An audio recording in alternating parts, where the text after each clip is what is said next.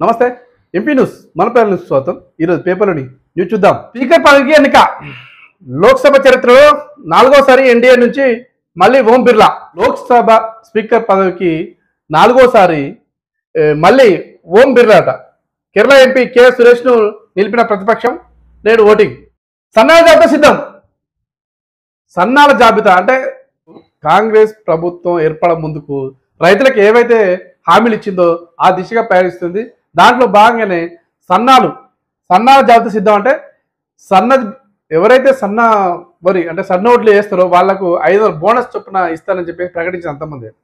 కాకపోతే ఏ ఓట్లకు ఏ విత్తనాలకు ఇవ్వాలి, ఏ విత్తనాలకు ఇవ్వద్దు అనేది జాబితా రెడీ చేస్తుందట. దాన్ని బట్టి రైతులు విత్తనాలు వేసుకొని 500 పొందొచ్చు అనే వార్త మనం చూడొచ్చు. విపక్ష నేతగా రాహుల్ ప్రొటెం స్పీకర్ కు సోనియా లేఖ ఆమోదం. విపక్ష నేతగా లోక్సభ విపక్ష నేతగా కాంగ్రెస్ పార్టీ నాయకులు రాహుల్ గాంధీ ఎన్నికైనట్టుగా మనం వార్త చూడొచ్చు.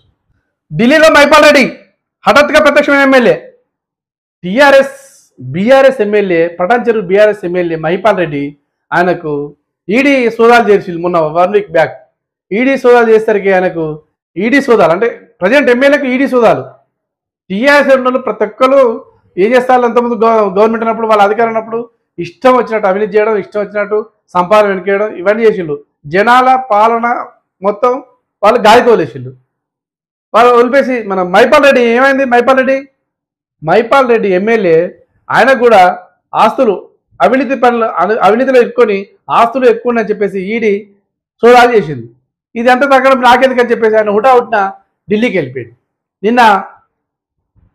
మొన్న ఎర్రవెల్లి ఫామ్ హౌస్లో బీఆర్ఎస్ నాయకులు సమావేశం కావాలని చెప్పేసి కేసీఆర్ చెప్తే ఆయన మాట ఖాతరు చేయకుండా వీళ్ళున్నా నాకు వేస్ట్ మళ్ళీ కేసులు అయితే జైల్లో కావాల్సి వస్తుంది అని చెప్పేసి మైపాల్ రెడ్డి చేసి ఢిల్లీ పోయిండు.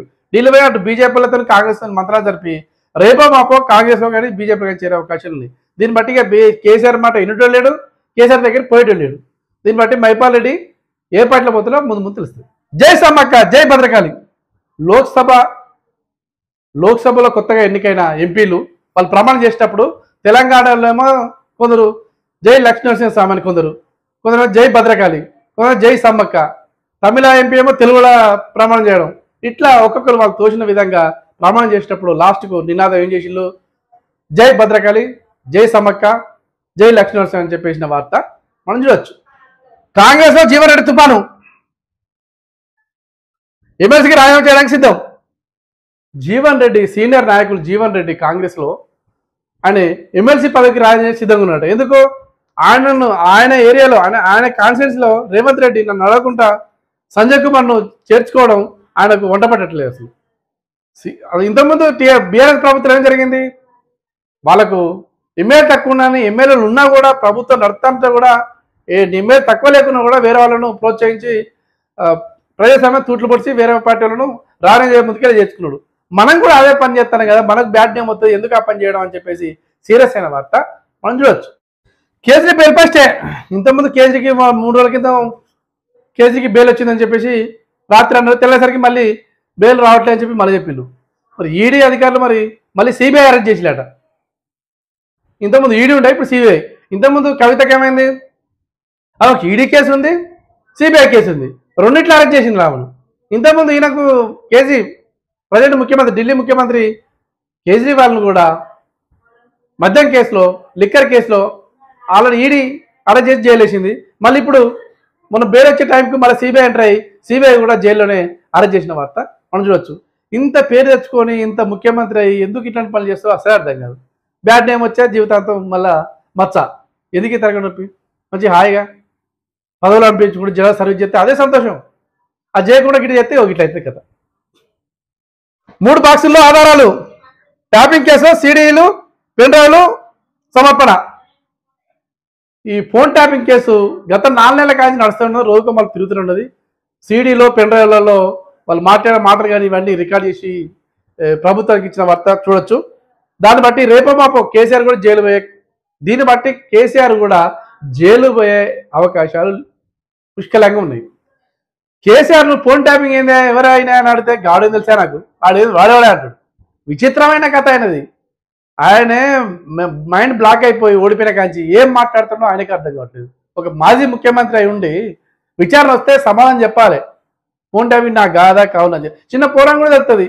ముఖ్యమంత్రి చెప్తేనే ఫోన్ ట్యాపింగ్ చేస్తారని ఎవరైనా పై అధికారం లేకుండా ఫోన్ ట్యాపింగ్ చేస్తారు? ఎవరైనా చేయరు కదా.